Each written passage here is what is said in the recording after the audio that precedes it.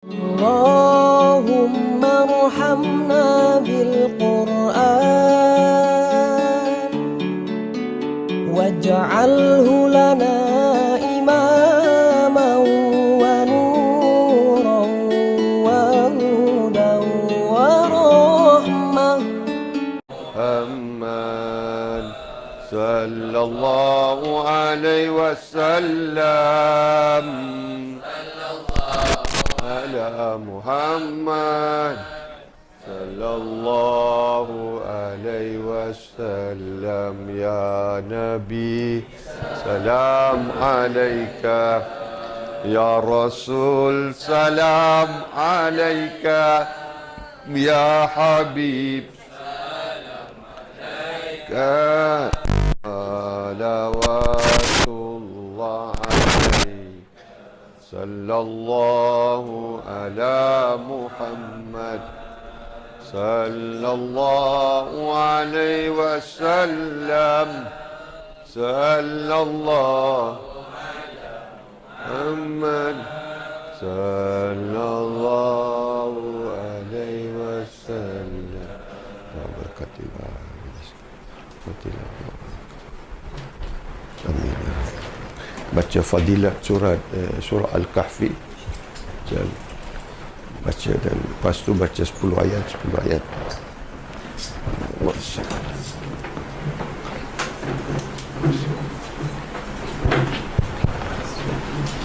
Daripada Abu Sa'id Bismillahirrahmanirrahim.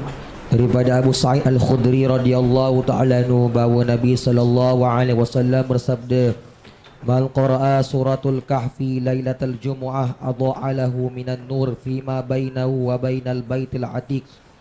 Barang siapa membaca surah Al-Kahfi pada malam Jumaat, maka dipancarkan cahaya untuknya sejauh antara dirinya dia dan Baitul Atiq. Sunan Ad-Darimi.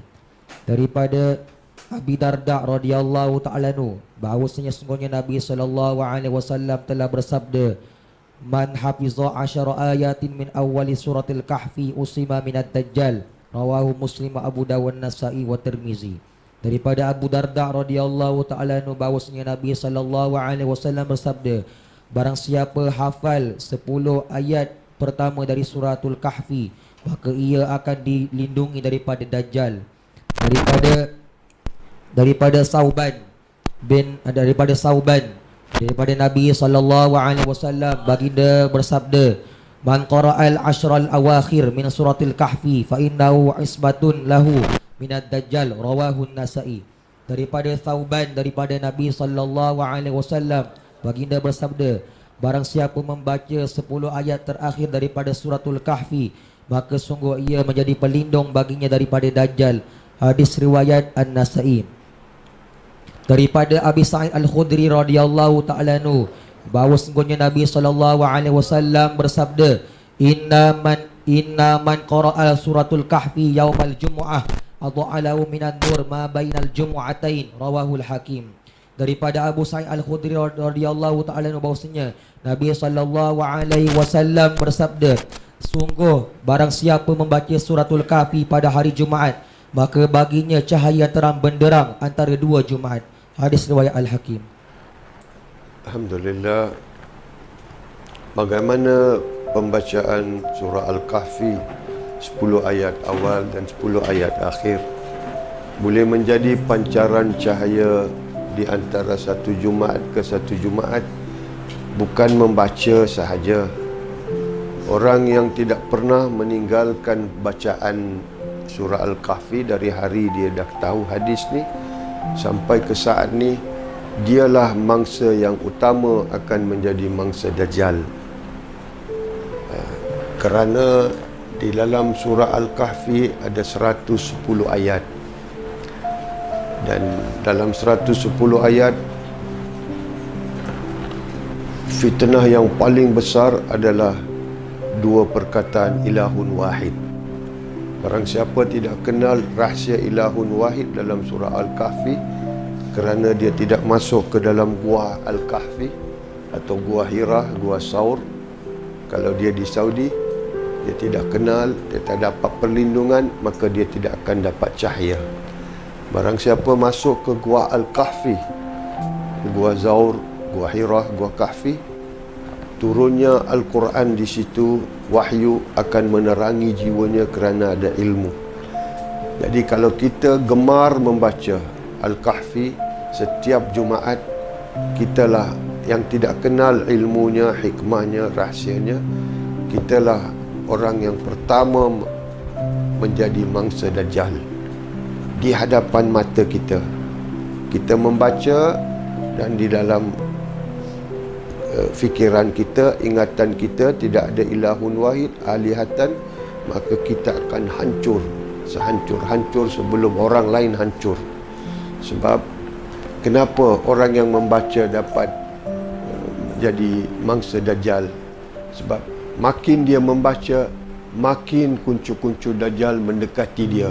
Sebab dia menjadi pelindung, cahaya kepada dirinya, umatnya atau ahli keluarganya.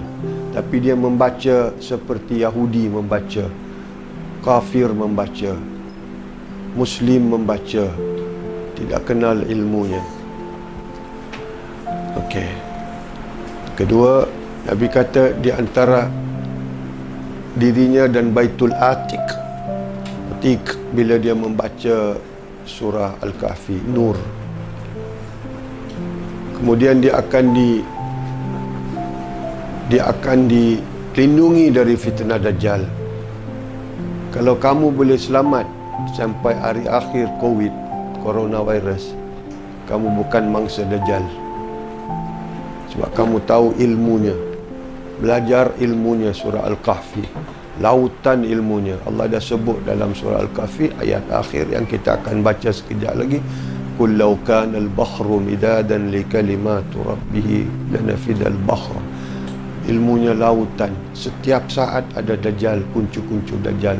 Setiap waktu ada Dajjal. Depan mata kita ada Dajjal.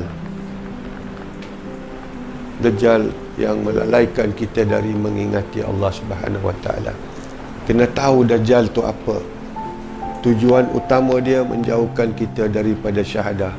Kedua, menjauhkan kita dari ilmu la ilaha illallah, dari majlis la ilaha illallah, daripada mengingati Allah. Sifat-sifat Dajjal kita kena tahu.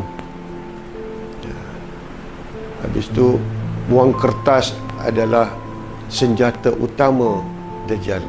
Wang kertas.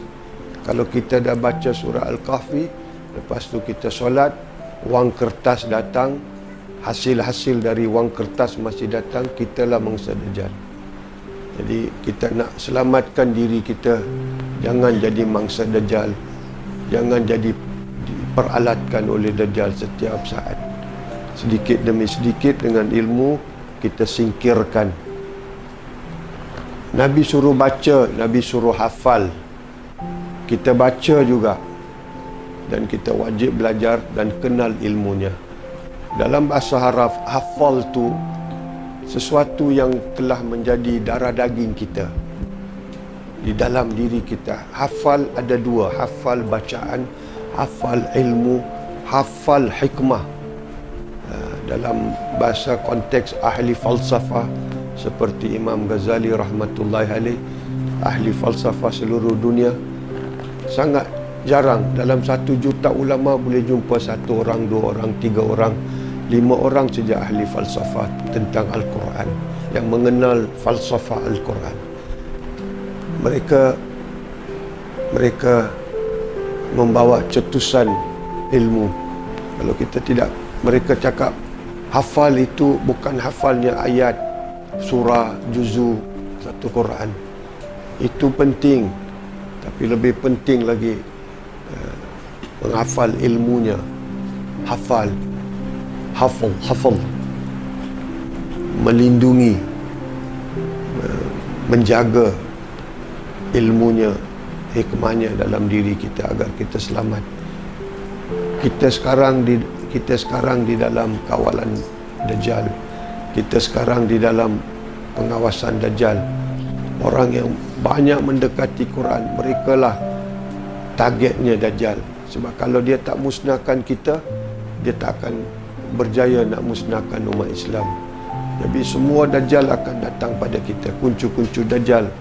Dajjal tumpuan dia pada kita. Kalau kita tidak mempelajari ilmu, kita tidak mengenal ilmu Al-Quran, hikmah Al-Quran, kita orang utama yang akan hanyut di dalam tipu daya Dajjal. Hadis tu banyak makna, banyak rahsia. Kita akan belajar sedikit demi sedikit, sedikit demi sedikit untuk mengenal fitnah Dajjal. Bismillah. أعوذ بالله من الشيطان الرجيم بسم الله الرحمن الرحيم الحمد لله الذي أنزل على عبده الكتاب ولم يجعل له عوجا قيما لينذر بأسا شديدا من لدنه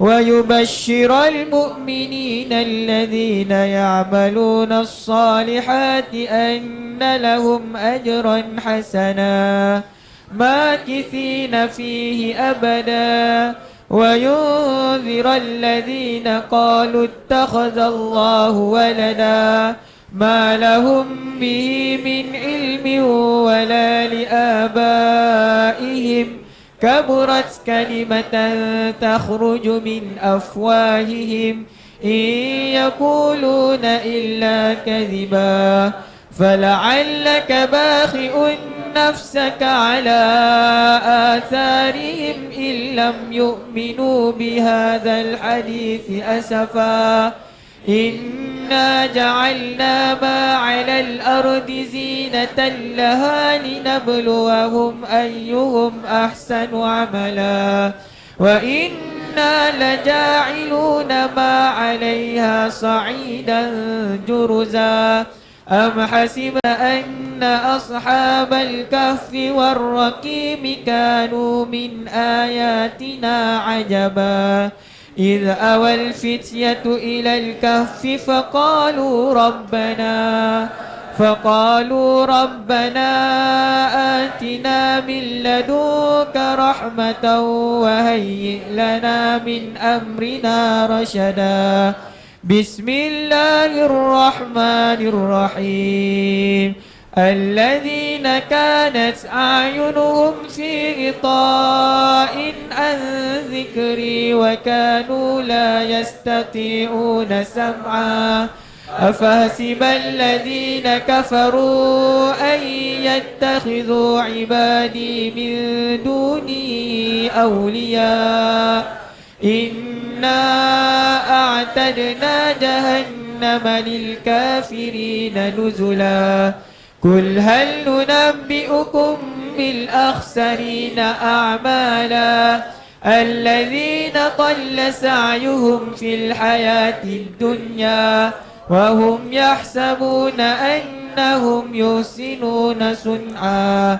أولئك الذين كفروا بآيات ربهم ولقائه فحبطت أعمالهم فلا نقيم لهم يوم القيامة وزنا ذلك جزاؤهم جهنم بما كفروا واتخذوا آياتي ورسلي هزوا إن الذين آمنوا وعملوا الصالحات كانت لهم جنات الفردوس نزلا خالدين فيها لا يبغون عنها حولا قل لو كان البحر مدادا لكلمات ربي لنفد البحر قبل أن تنفد كلمات ربي ولو جئنا بمثله مددا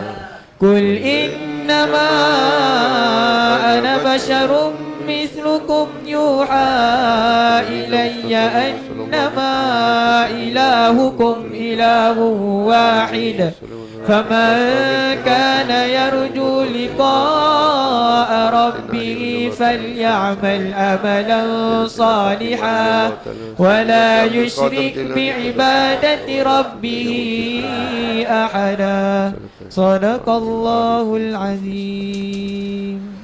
الفاتحة. الحمد لله رب العالمين.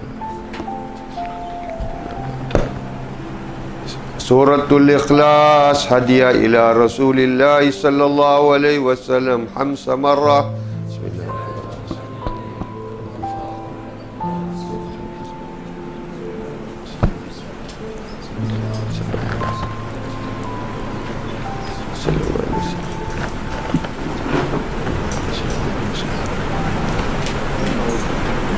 The miracle of Al-Quran. Miracle of Al-Quran. Miracle number 15.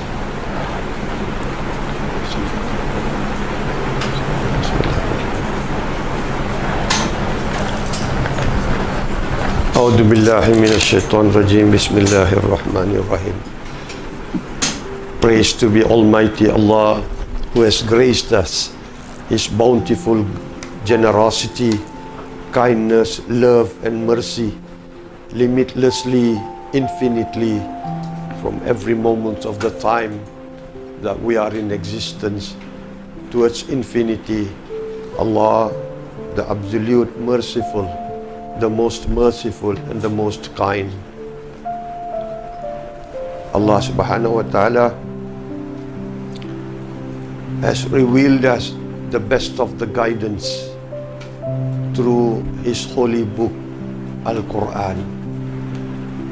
And Allah subhanahu wa ta'ala, with that guide of Al-Quran, Allah sent is one of the best and the most guide of all the time, of all the human, who none other than Muhammad Mustafa sallallahu alaihi wasallam.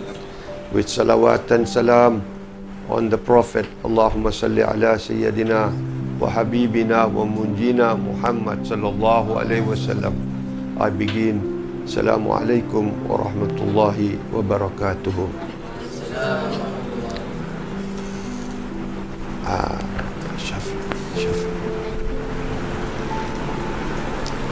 Today we shall begin the class under Institute Al-Furqan International, the miracle number 15.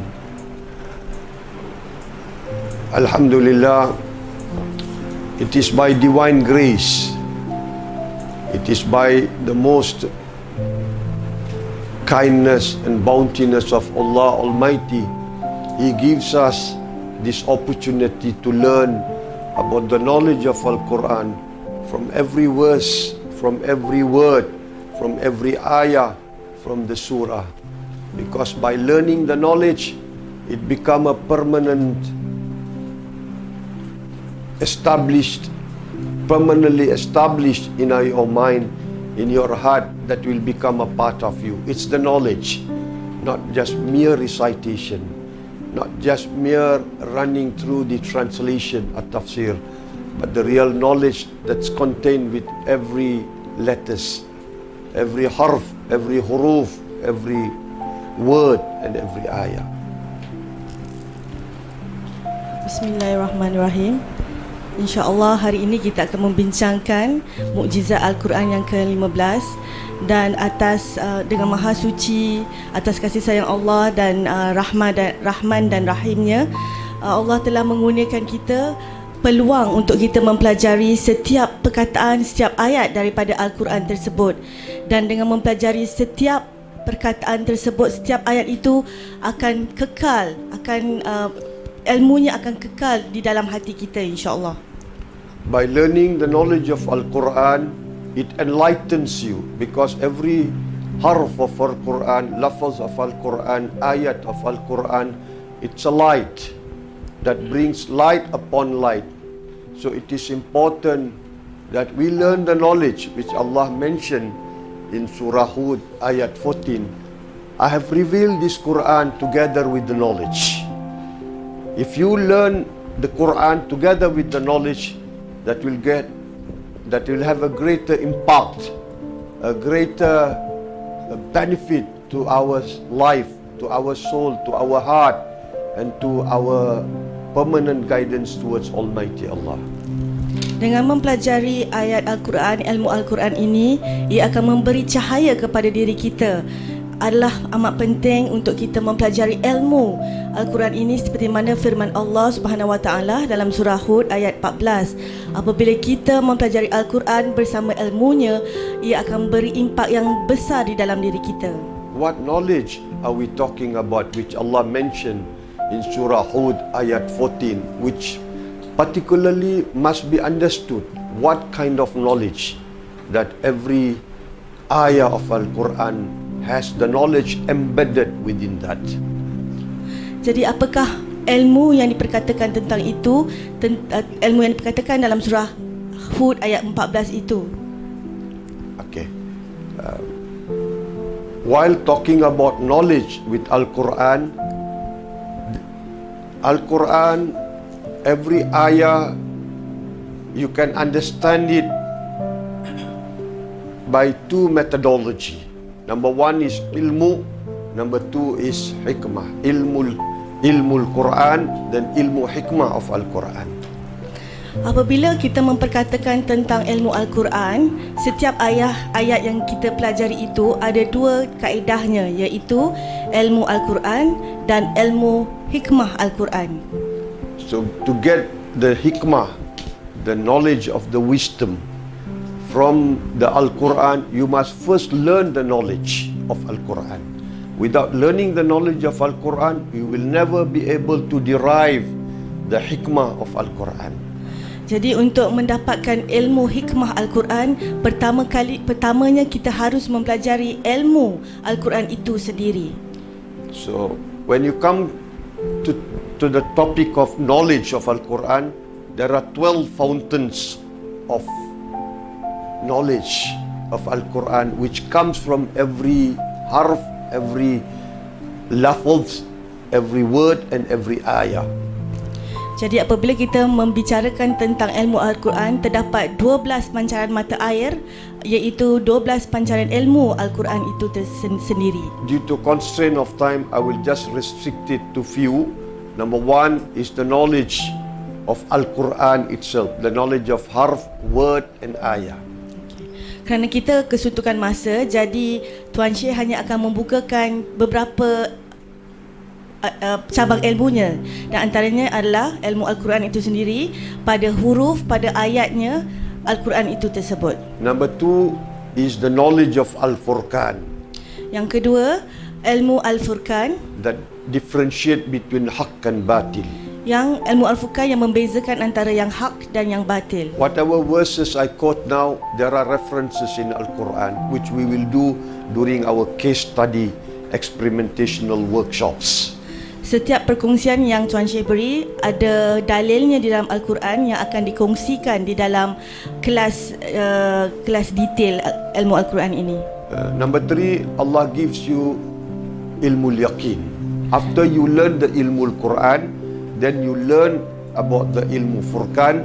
Allah give you ilmu yaqin, because without knowing the haqq and batil, Allah will not give you ilmu yaqin.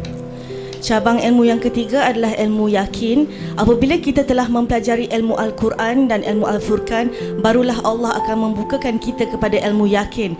Kerana tanpa ilmu Al-Quran dan Al-Furqan yang membezakan antara hak dan batil, kita tidak akan memperolehi ilmu yakin tersebut. Okay.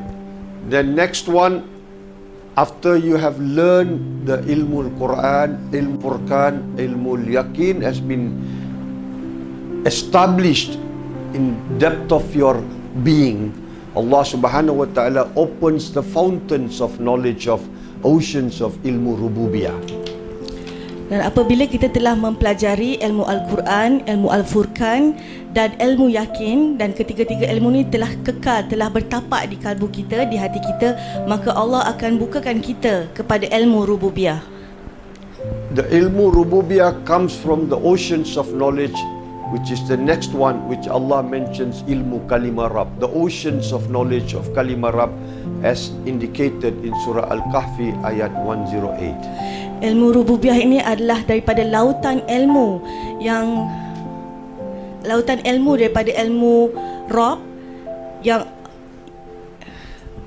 Allah mentioned in Surah Al-Kahfi 108. yang telah Allah seperti mana dalam firman Allah dalam surah Al-Kahfi ayat 108. The next, Allah opens to you the ilmu uluhiyah.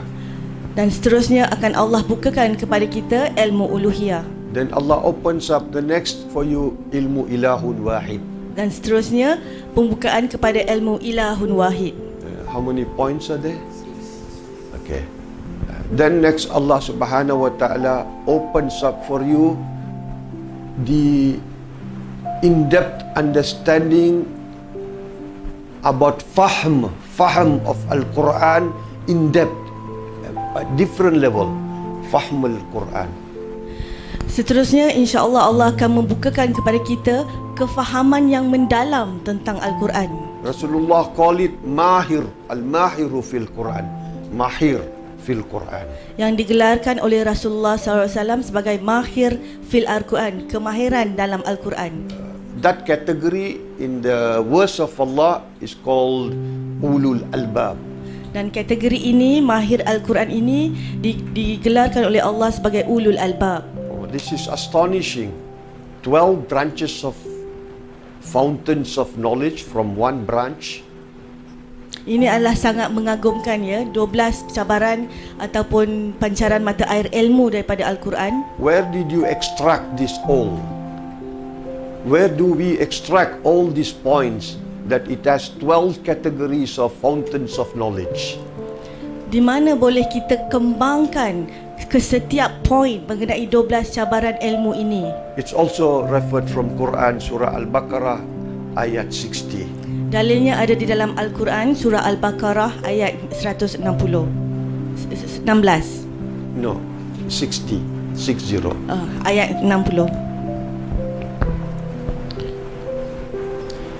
Bismillahirrahmanirrahim. Wa iz istasqa Musa liqaumihi فقلنا اضرب بعصاك الحجر فانفجرت منه اثنتا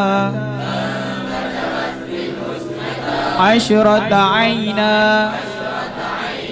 قد علم كل أناس مشربهم كلوا واشربوا من رزق الله ولا تعثوا في الأرض مفسدين. Dan ingatlah ketika Nabi Musa memohon supaya diberi air untuk kaumnya, maka kami berfirman, pukullah batu itu dengan tongkatmu, lalu terpancutlah dari batu itu 12 mata air. Sesungguhnya tiap-tiap satu puak telah mengetahui tempat minumnya masing-masing. Makanlah dan minumlah kamu dari rezeki Allah itu, dan janganlah kamu merebakkan bencana kerosakan di muka bumi. Alhamdulillah, sadaqallahul azim. In this ayat is very clear. You tap open your heart and Allah will flow 12 streams of water of life, water of knowledge. That is not only a water, but that's also a food and beverage for you. So this has to be understood very clearly. What do Allah means? I will open up 12 fountains of unending knowledge, limitless knowledge, infinite knowledge about the understanding of Al-Quran.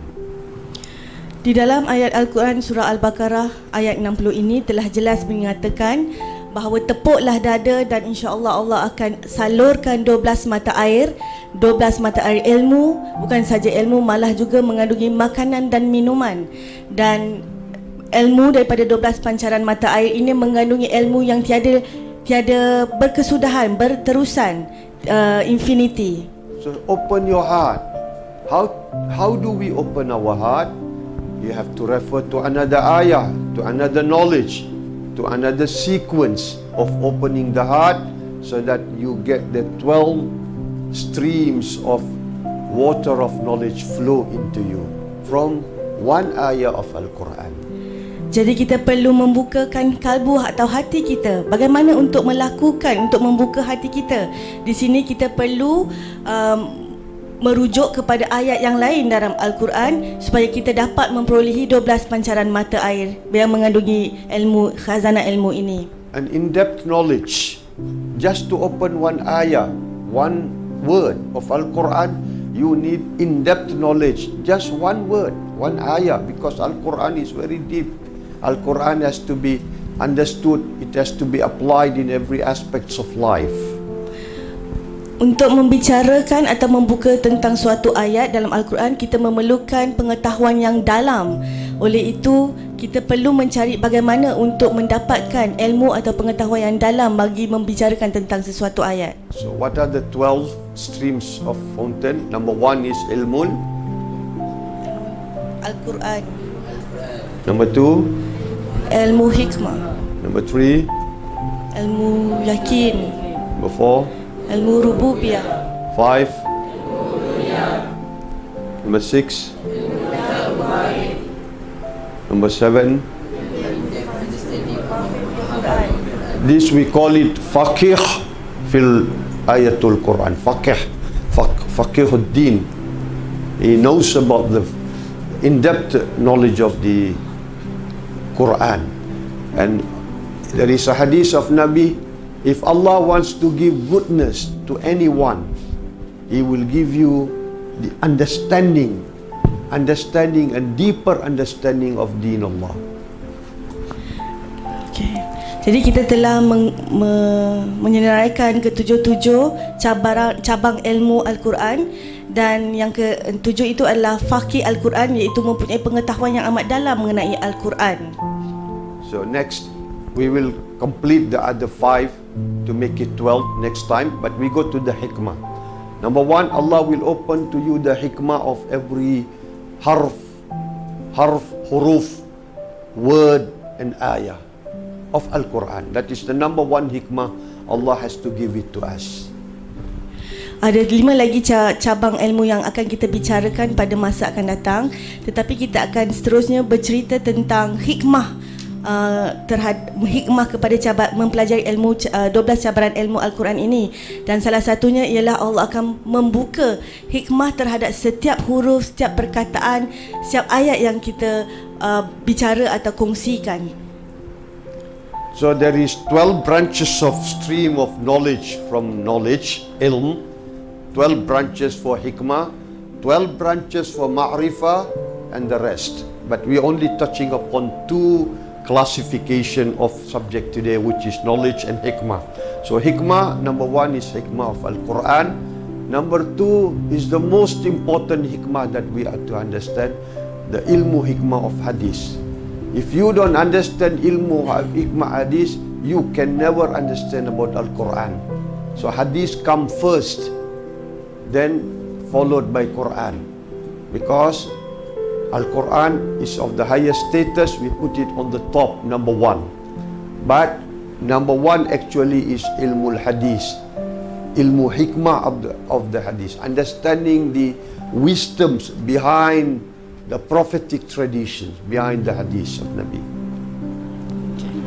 Jadi kita akan membicarakan 2 hikmah, ya. Sebenarnya ada 12 cabaran ilmu Al-Quran, 12 cabaran hikmah Al-Quran, tapi kita akan membicarakan tentang 2 sahaja. Yang pertama, seperti yang dinyatakan, Allah akan membuka hikmah terhadap setiap huruf dan perkataan ayat Al-Quran yang kita pelajari. Dan keduanya, ilmu hikmah hadis adalah amat penting untuk kita mempelajari ilmu hikmah hadis terdahulu sebelum kita mempelajari ayat Al-Quran. Then number 3, Allah opens up the hikmah of deen.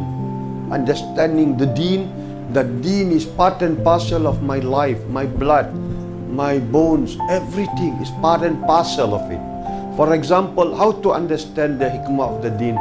Look at your fingers. 5 fingers, 5 salat, 5 times prayer, 5 times prayer. Keep reminding you. So every organ is a reminder, zikra, for you to understand the hikmah in the whole system of your life. Dan ilmu hikmah yang ketiga adalah hikmah of din ataupun hikmah agama. Hikmah agama ini adalah kehidupan kita. Contohnya kita lihat kepada tubuh badan kita, kita ada 5 jari yang menunjukkan kepada 5 waktu solat. Jadi setiap tubuh badan kita sendiri mencerminkan sesuatu hikmah. If you don't understand the hikmah of deen, from the first shahada, from the salat, zakat, fasting and hajj, and 700 amal ma'ruf, 800 nahi munkar, deen will become a burden. Deen will become boring. Deen will become something, a heavy responsibility. You will not enjoy your deen. You will not love your deen. Deen will become very heavy to you. That's why Rasul sallallahu alaihi wasallam mentioned you have to keep consistently saying raditu billahi rabba wa bil islami dina wa bi muhammadin nabiyyan wa rasula. Jika kita tidak memahami hikmah agama, contohnya tidak memahami rukun Islam pertama, syahadah, rukun Islam kedua, ketiga dan keempat, solat, zakat, tidak memahami 700 amal makruf, 800 nahi mungkar, kita tidak dapat menikmati agama itu sendiri. Bahkan kita akan merasa terbeban dan bosan dengan agama yang perlu kita lalui. So you have to understand the whole hikmah of the deen, the entire hikmah of deen, so that it becomes a living part of your soul, your life, your heart, your body. Jadi amat penting untuk kita mengetahui, memahami setiap hikmah agama ini, supaya setiap dari tubuh badan kita, setiap kehidupan kita ini menyayangi, hidup menyayangi dalam keadaan yang aman dengan kalbu dan rohani kita, dengan agama kita. What do Allah mentions about hikmah? Allah mentions about hikmah in Surah Al-Baqarah 269 verse. Bismillahirrahmanirrahim. Yu'til hikmata man yasha'u. I only give wisdom to those I choose. And those whom I have given wisdom, I have given him abundance and abundance and abundance of goodness. Khairan kathira. And only the people of ulul albab will think about this greatness of abundance from Allah Subhanahu wa taala. Hikmah ini telah Allah nyatakan dalam surah Al-Baqarah ayat 269, yang bermaksud Allah memberikan hikmah, kebijaksanaan kepada sesiapa yang dikehendakinya, dan sesiapa yang diberikan hikmah itu, maka sesungguhnya ia telah diberikan kebaikan yang banyak. Amin. Allahumma rahamna bil Quran.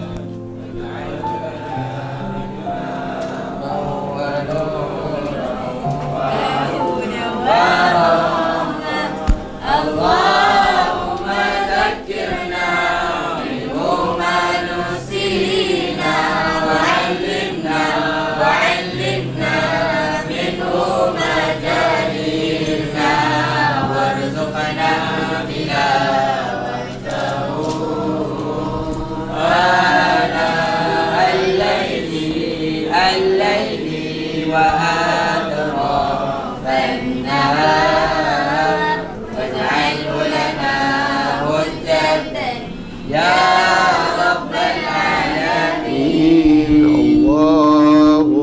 rahamna bil Quran.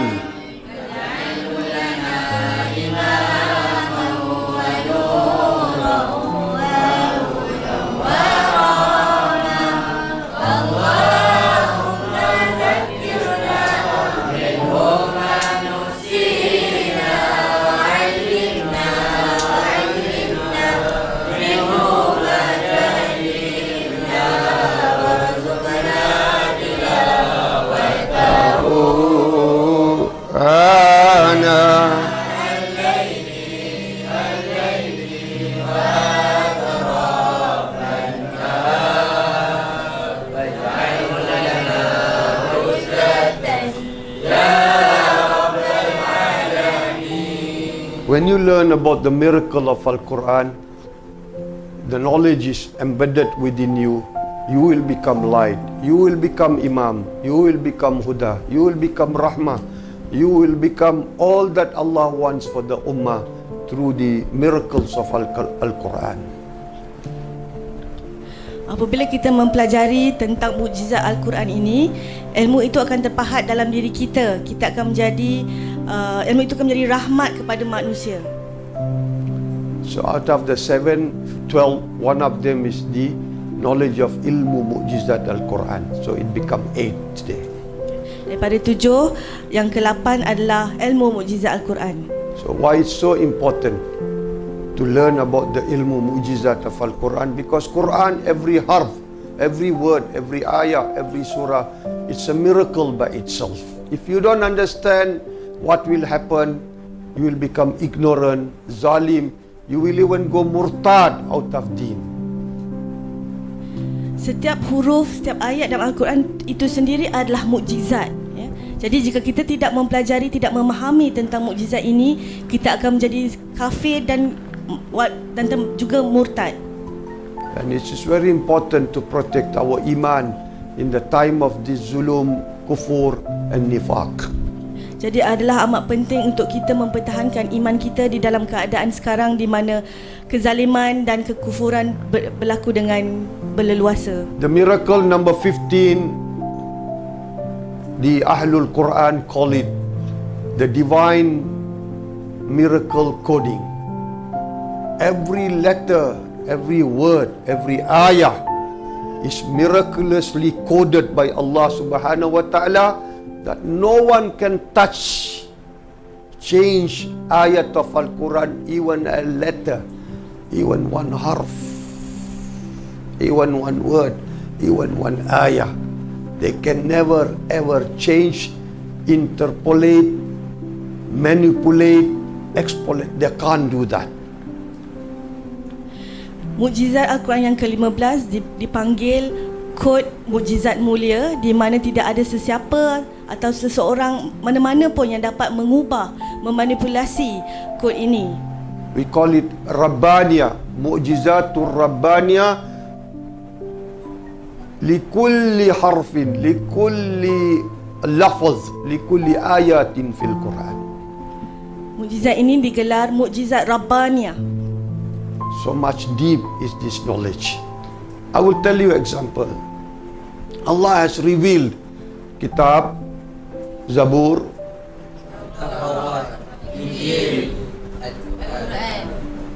all the books in the past has been manipulated, exploited, written down by their own hands, and even they created every synagogue of the Yahudi will have a version of their own.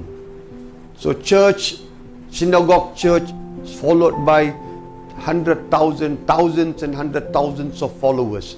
So every synagogue will have a different version of Taurat from Allah, exploited, manipulated, included with human philosophies, human ideologies, far away from Allah Subhanahu wa Ta'ala's revelation. This happened not only in synagogue of Yahudis, but churches of Nasrani, Taurat, Injil, Zabur. Over time, even until today, they are creating more and more new Torah, new Bible, in order to influence the public to follow their own concept. Allah telah menurunkan kitab Taurat, Zabur dan Injil yang telah dimanipulasi, diubah suai mengikut rumah ibadat masing-masing. Dan perkara ini berlaku daripada dahulu sehingga sekarang, di mana mereka suntikkan juga ideologi dan fahaman falsafah dari pemikiran mereka sendiri. It happened to Quran from the time of Rasul sallallahu alaihi wasallam revealed. They started to manipulate, exploit, and do all kinds of distortion. Even Allah says they move their tongue reciting Quran so that people hear it wrongly. They reject Al-Quran because they recite it with shaitan, with evil intention, niyat of evil. sayyi'at. So they don't accept Quran because they distorted. Allah mentioned that in Surah Al-Baqarah verse number 79 and Surah Al-Imran verse number 78. Surah Al-Imran first, verse number 78. Allah mentions very clearly at the time of Rasul sallallahu alaihi wasallam, they wanted to manipulate Quran, distort Al-Quran, the same way they did to Zabur, Taurah and Injil. They tried, they keep trying until today. Perkara ini juga cuba dilakukan ke atas Al-Quran, di mana pada zaman Rasulullah sallallahu alaihi wasallam kaum Quraisy masa itu cuba untuk membacakan Al-Quran dengan cara yang salah, membaca dia dengan syaitan supaya orang yang mendengarnya mendapat ilmu yang berlainan. Ini seperti firman dalilnya seperti dalam surah Al-Imran ayat 78. They hear from Rasulullah Quran. They recite, they learn, they memorize, they go recite to the kuffar, musyrikun, who yet not listen to Rasul sallallahu alaihi wasallam. So they hear it, it sounds to be nice, very attractive, very soothing, very pleasant, very beautiful. Why? Because shaitan don't block them. Someone recite Quran, 3 ayah, you said, when is he gonna stop? Come on, very long. Stop. You very nice, but no, I don't like it. Shaitan, Iblis, nafs. But when the Arab Jahiliyah, the kuffar, wants to split people from Al-Quran, they memorized it, they went to the kuffar and distorted their tongue. I don't want to mention examples. It's not good because that will stick in our heart. We knew thousands of the verses how they distorted, but it's not good to repeat it. It may harm our iman, our akidah, because that word will keep repeating in us. It will become murtad, it will become a kufur, it will become a darkness, it will become a zulum to us. So I don't like to repeat that. Jadi mereka telah mendengar ayat yang Rasulullah SAW bacakan, mereka menghafalnya, tetapi mereka menyampaikannya dalam keadaan memutarbalikkan ayat tersebut. Dan apa yang mereka lakukan ini boleh menghancurkan iman, membuat orang yang mendengarnya ke arah kekufuran. Bismillahirrahmanirrahim. Bismillahirrahmanirrahim. Wa inna minhum لفريقا يلوون ألسنتهم بالكتاب لتحسبوه من الكتاب وما هو من الكتاب ويقولون هو من عند الله وما هو من عند الله ويقولون على الله الكذب وهم يعلمون. Terjemah. Dan sesungguhnya di antara mereka ada yang memutar-mutar lidahnya semasa membaca kitab Taurat supaya kamu menyangkanya sebahagian dari kitab Taurat, padahal ia bukanlah dari kitab itu. Dan mereka pula berkata ia adalah dari sisi Allah, padahal ia bukanlah dari sisi Allah.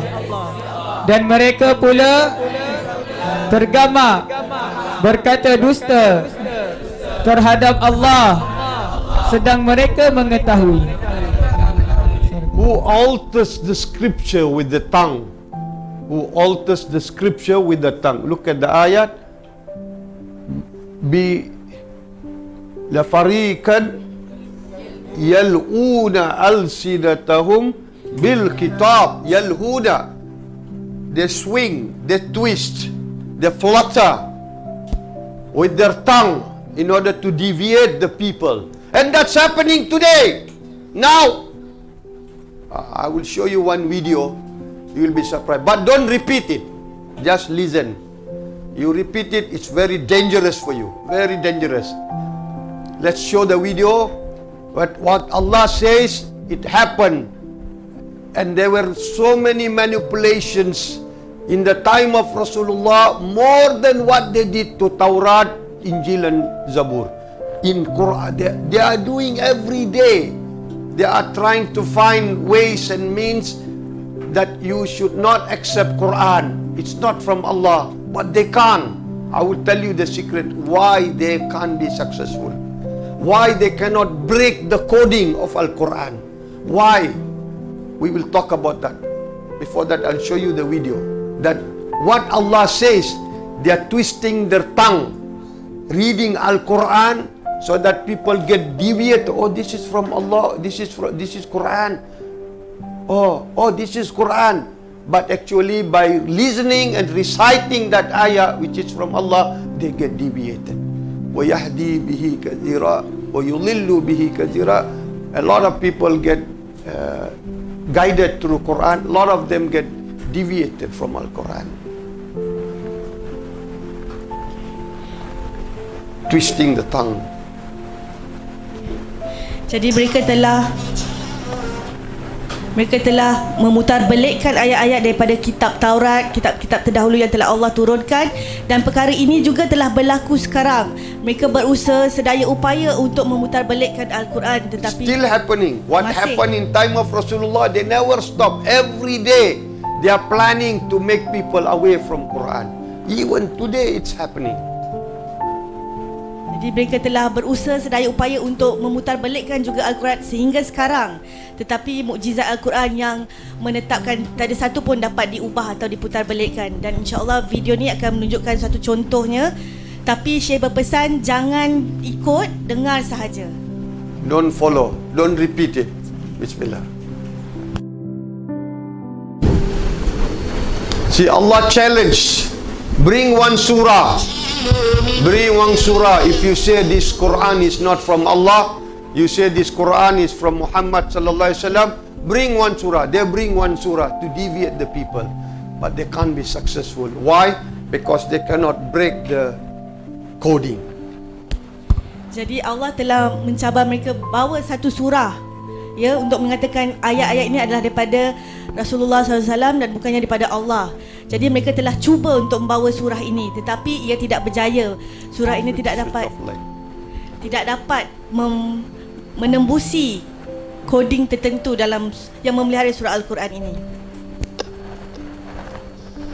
أعوذ بجيل من البلاء الرجيم باسم جيل الرحمن الرحيم كوفيد والفيروس المبيد بل عجبوا أن جاءهم من الصين البعيد فقال الكافرون إنه مرض عنيد كلا بل هو الموت الأكيد لا فرق اليوم بين الملوك والعبيد فاعتصموا بالعلم واتركوا التقاليد ولا تخرجوا لتشتروا السميد وامكثوا في بيوتكم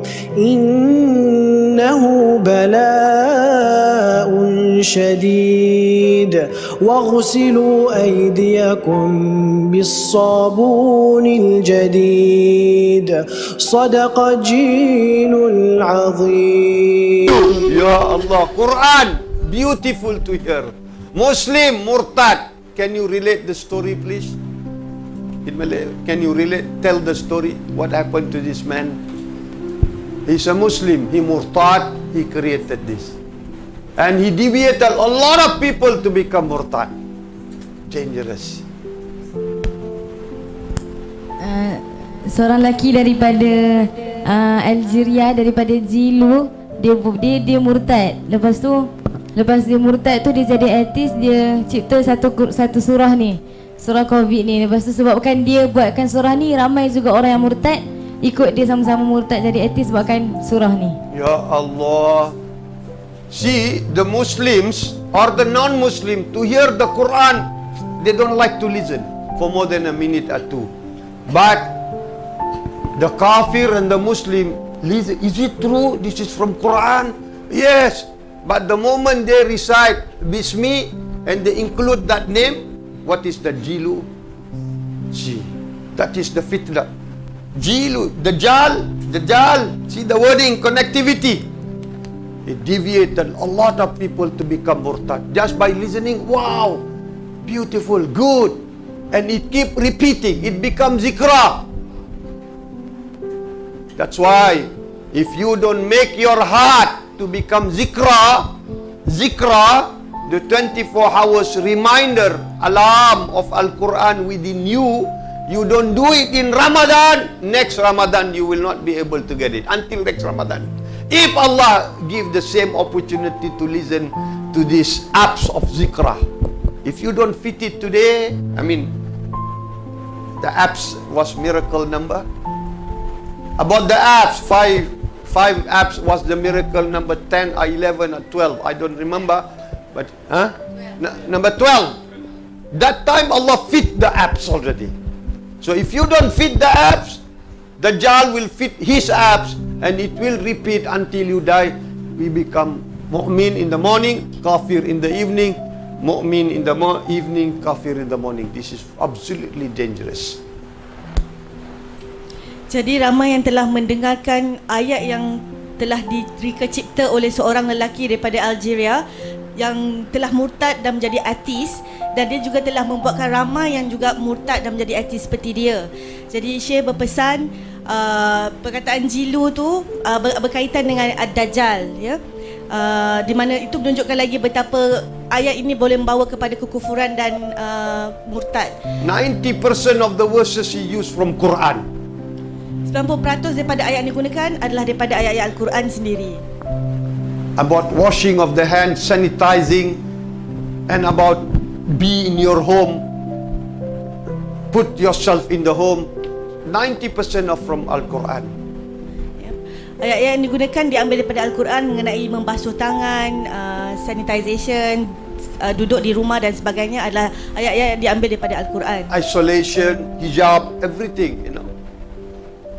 Jadi Syekh juga berpesan adalah amat penting untuk kita memastikan 5 aplikasi yang telah dikongsikan dalam mukjizat Al-Quran yang ke-12 tertanam di diri kita. If you don't do this, by listening to this, the words that are created by the human hands, that will become a zikra inside your qalb. Very dangerous. This is one of the example. There are millions of Dajjal's weapons and soldiers out there to destroy our iman and akidah and tauhid and taqwa. Dan jika kita tidak memastikan 5 aplikasi tersebut di dalam diri kita, kita akan senang menjadi kufur seperti mana yang hadis mengatakan, pagi-pagi kita mukmin, petang kita kafir, petang kita mukmin, pagi kita kafir. Ya, jadi ada berjuta-juta alat Dajjal yang berusaha untuk memurtadkan kita, menjatuhkan iman dan tauhid. So now Allah says in Surah Al-Baqarah ayat 79. What Allah says, see, they write Quran with their own hands. They are trying to do what they did to Taurat, Injil and Zabur. This fitna will happen to our children, to our grandchildren, to the whole generation until Yaumul. The more fitna are going to happen. This is just the beginning. Everywhere you will hear about fitna, that 99% of the chances to become murtad is possible. 100% possible to become murtad. 100% possible. Dalam surah Al-Baqarah ayat 79 lah dalil yang mengatakan mereka yang cuba mengubah atau mencipta suatu surah dan mengatakan ayat ini adalah daripada Allah akan menyesatkan kita, dan ini akan berlaku kepada anak cucu cicit kita. That's why it is said, one who do not believe in Dajjal and the harm and the harmness that will bring to the ummah is a kafir. Man kafara Dajjal fahuwa kafir. Man kafara Imam Mahdi fahuwa kafir. So 99% of the Muslims will become kafir because they do not believe in the dangers of Dajjal. Dan sesiapa yang tidak mempercayai bahawa Dajjal akan bawa kemusnahan akan menjadi kafir. 99% akan menjadi kafir kerana tidak mempercayai terhadap kemusnahan yang akan dibawa oleh Ad-Dajjal. Believing in Dajjal is not that difficult. But believing what harm he does to us and our iman, this is quite difficult without the true knowledge. Mempercayai kewujudan Dajjal tidak susah, tetapi mempercayai kemusnahan yang Dajjal akan bawa terhadap iman dan tauhid kita, itulah yang sukar. Because dilakukan. Dajjal is mentioned from the time of Nabi Adam AS. There are no prophets and messengers which did not fear about the fitnah of Dajjal. Kerana peringatan tentang Dajjal telah Allah kabarkan semenjak daripada zaman Nabi Adam AS lagi. Tidak ada seorang Nabi pun yang tidak diperingatkan tentang bahayanya Dajjal. So Dajjal was in every zaman. Jadi Dajjal ada dalam setiap zaman. And he's going to appear manifestly before the Qiyamah. Dan ia akan menunjulkan dirinya sebelum kiamat. That's not important to us because we may not live until to that time. But the fitnah of Dajjal which is occurring to us every moment of the time and life, this is quite very important for us to know. Saat di mana Dajjal menonjolkan dirinya tidak penting kepada kita, tetapi fitnah Dajjal yang telah berlaku daripada dahulu sampai sekarang, itulah yang membawa kita kepada suasana yang bahaya terhadap iman dan tauhid. Number one danger, he stops you, the mu'min, to come to nuzulul Quran. Because he knows that's the afdalul iman, that's a very powerful iman. If they get this one day, the rest of the 364 days, they will get the power of iman. Dan bahaya yang pertama seperti yang telah berlaku, menghalang para jemaah kita daripada menghadiri majlis nuzul Al-Quran. Kerana dalam majlis nuzul Al-Quran itulah iman akan diperkuatkan, ilmu iman akan diturunkan yang akan mengawal kita sebanyak 365 hari seterusnya. I cannot emphasize the seriousness of it. Rather than conveying the message of awliya Allah, even at the deathbed of your father and mother, Allah, iman, nuzulul Quran is very important. Ya, Tuan Syekh menyatakan tidak tahu macam mana lagi untuk mengatakan tentang kepentingan menghadiri majlis nuzul Al-Quran selain daripada menyatakan walaupun ibu bapa kita diambang kematian, adalah wajib untuk kita menghadiri majlis nuzul Al-Quran. So the people who do not attend, they are under the spell of Dajjal, powerful, dangerous spell of Dajjal.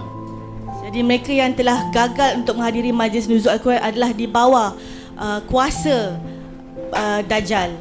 So now, how do we prove that Quran, you cannot manipulate Quran, not at all, even by word.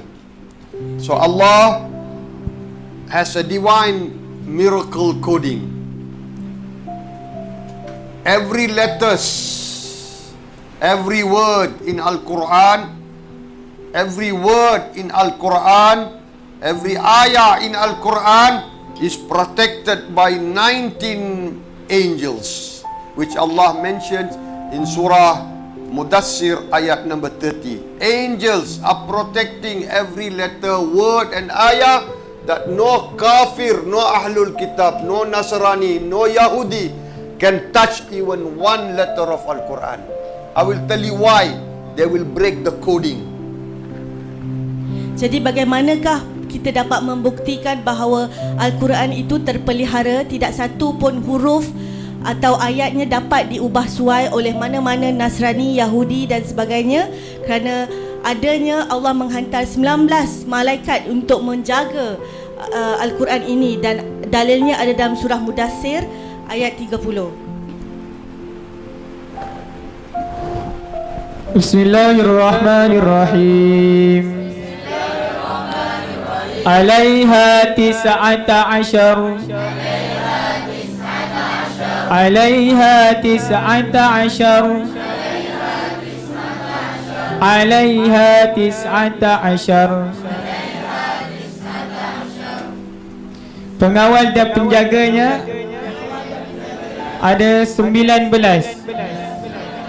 Be careful, if you don't have the knowledge, you will be getting into Jahim and Jahannam.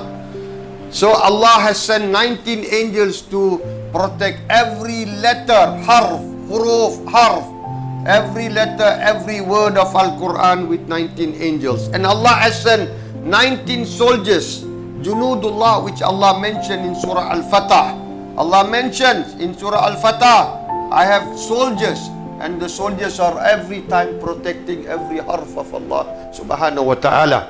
And every zaman, I have 19 Ahli al-Quran who is protecting every letter, every word, every ayat in Al-Quran, every surah in Al-Quran. You can't manipulate. They will come with a system, with a mathematical precision. You will fail. You won't be successful. You will fail. Wahai Nasrani, wahai Yahud, you will fail because Allah has lined up one after another battalion in front of your devious thinking. Bismillahirrahmanirrahim. Walillahi junudus samawati wal ardh.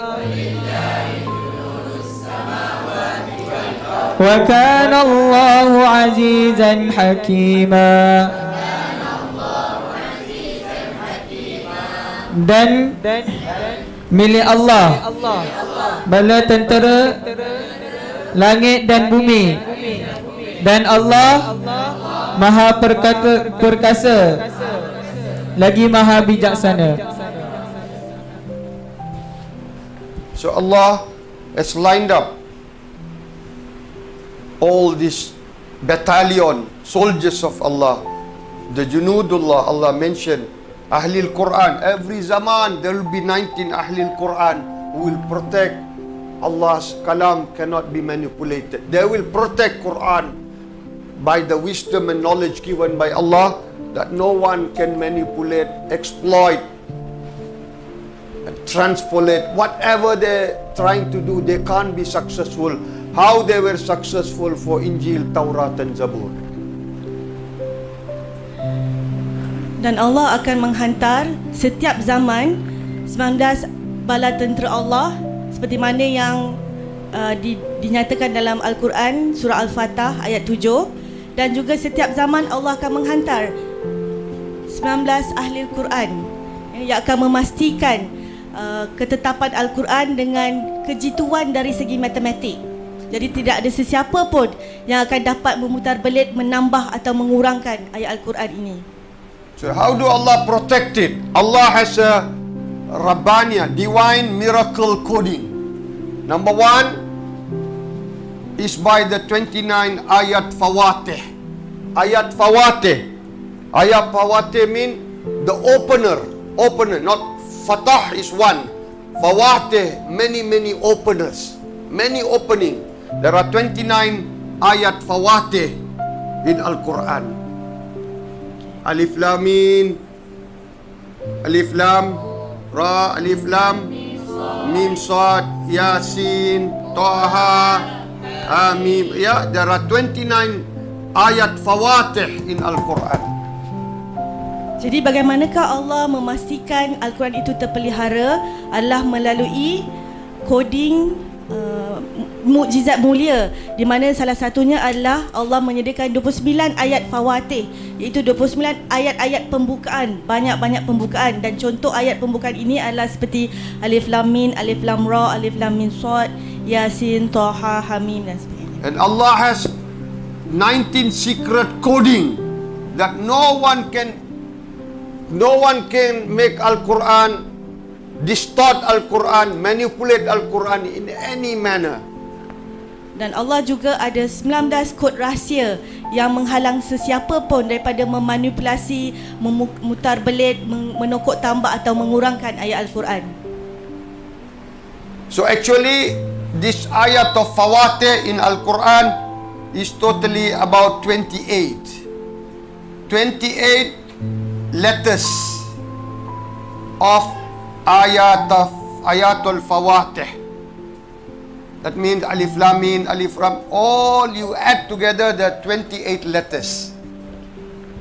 Jadi 29 ayat Fawatih ini sebenarnya ada 18 huruf kalau dikombainkan 28. 28. Sorry.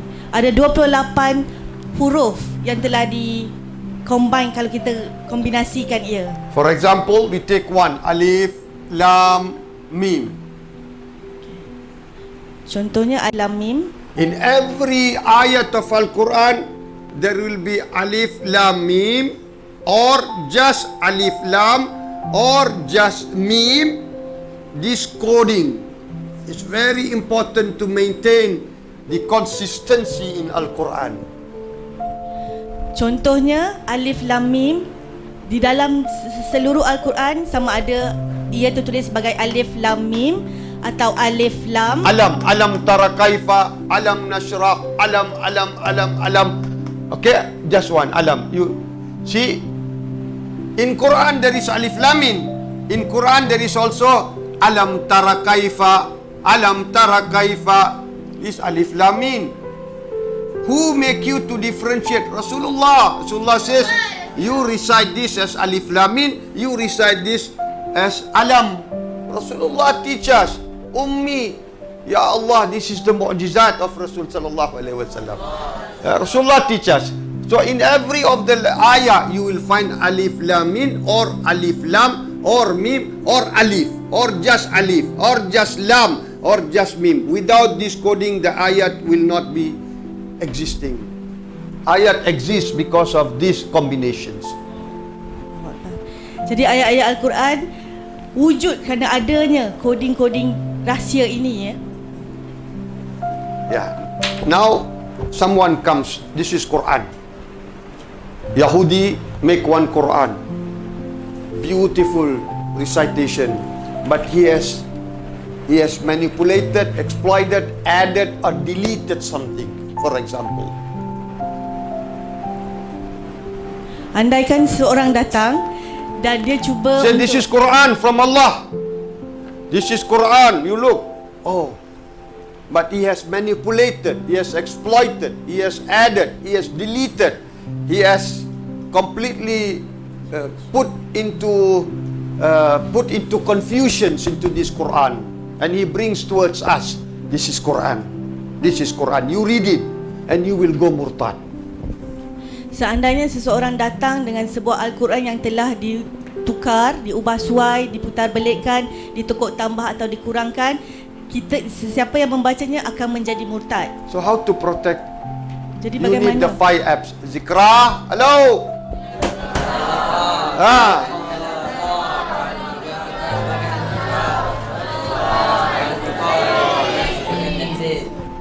Al-Furqan. Someone bring it to you. The Furqan will tell you, Wallahi, this is haq, this is batil. The Furqan, the apps, Zikra. One by one. Zikra.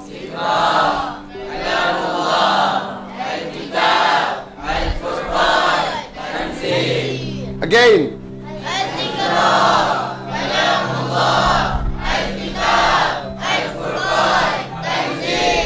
So if you have missed the 12th miracle, you have missed it for the next year, or for the next 10 years, or for the next 15 years, or in Yaumul Qiyamah. Yes, Quran is forever. You have missed it, I'm sorry. But you are lucky because there are panels who will tell you the knowledge. But whether the implantation amount and density and quantity is exactly to what Allah gives, Wallahu a'lam. Accept it. Yeah, because you have no other way. 30 days Ramadan is an ICU for becoming Al-Quran. 100% Al-Quran. You have seen this. The children who listen to this, it goes into them very, very deep. So you can understand how much it will go into us. So 30 days is completely for Quran. You have to wash yourself completely sacrifice yourself for Al-Quran. 30 days Quran is completely for Allah Subhanahu wa Ta'ala, for the Quran, to be filled in with Al-Quran. So Furqan. Jadi untuk mengatasi atau mengawal diri daripada percaya dengan Al-Quran yang telah diubah suai itulah pentingnya ada aplikasi, 5 aplikasi yang telah ditanam di dalam diri, iaitu Az-Zikra, Kalamullah, Al-Kitab, Al-Furqan dan Tanzil. Dan Al-Furqan lah aplikasi yang akan menyatakan hak dan batil. Apabila kita membaca ayat yang telah diubah suai, Al-Furqan yang akan memberitahu ini hak atau batil.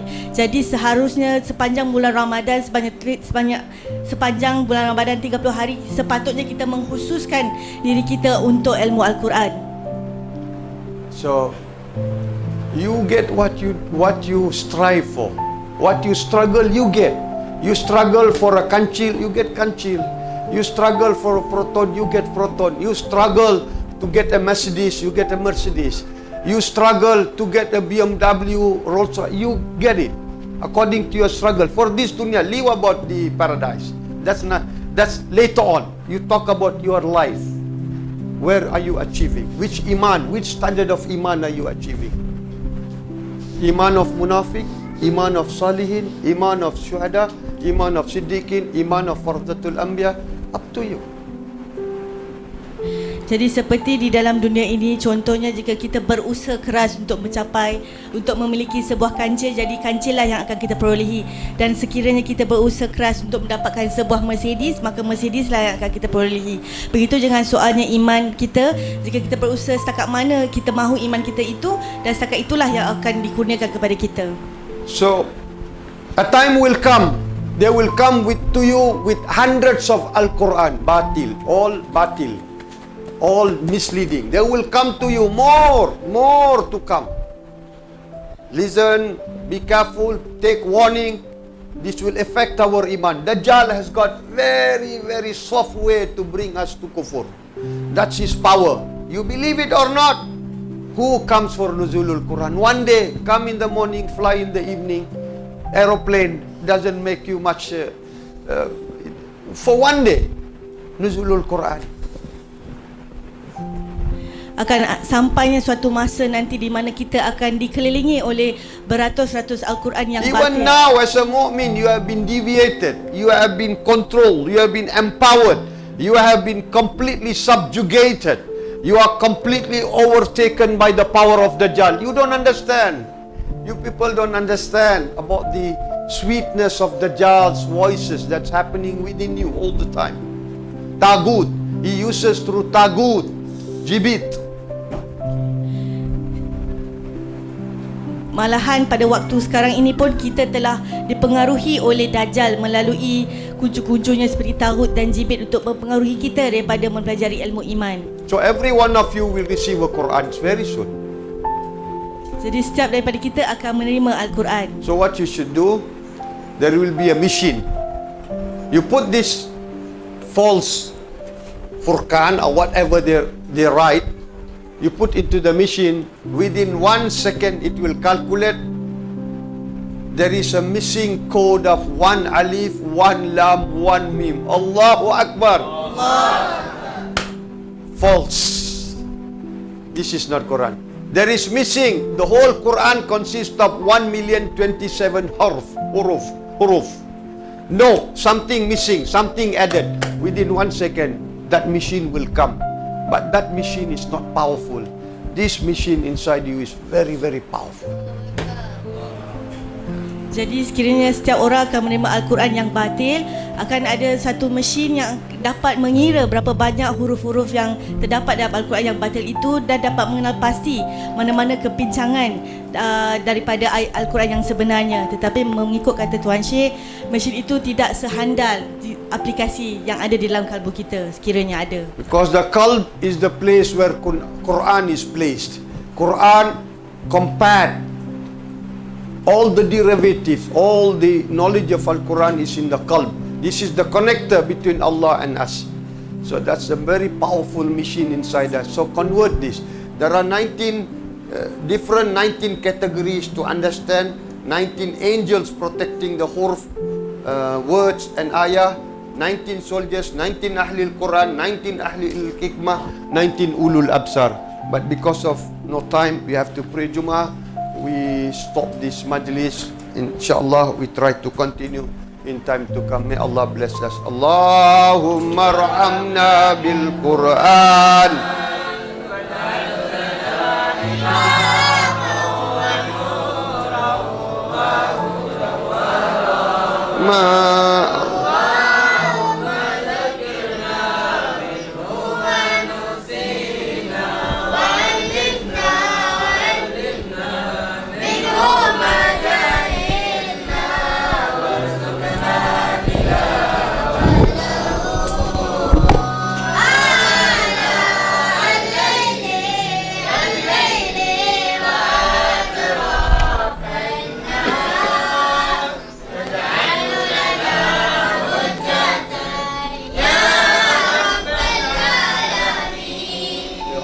Jadikanlah kami ahli Al-Quran, ya Allah. Jadikanlah kami orang yang mencintai ilmu Al-Quran, ya Allah. Jadikanlah kami orang yang sentiasa mencari-cari ilmu mujizat Al-Quran, ya Allah. Jadilah kami, hidup kami, mati kami hanya tertumpu kepada Quran, ya Allah. Jadikanlah kami nur dengan Al-Quran ini, ya Allah. Jadikanlah kami petunjuk dengan Al-Quran ini, ya Allah. Jadikanlah kami berhujah dengan-Mu, ya Allah, ke atas segala kesalahan kami dengan Al-Quran, ya Allah. Biarlah Quran jadi hujah kami, ya Allah. Ya Allah, hidup mati kami, pengorbanan kami hanya untuk menjunjung kalam-Mu, kalam Al-Quran di dunia, akhirat dan selama-lamanya. Amin ya rabbal alamin. Sallallahu alaihi wasallam.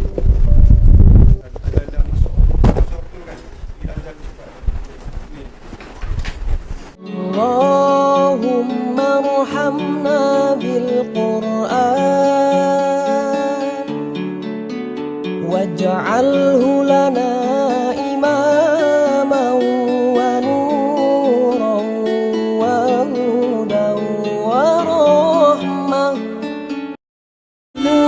الله وسلام على من أوحي القرآن. صلاة الله وسلام على من أوحي القرآن وأهل بيته الكرام وصحبه ذوي القرآن وأهل بيته الكرام وصحبه ذوي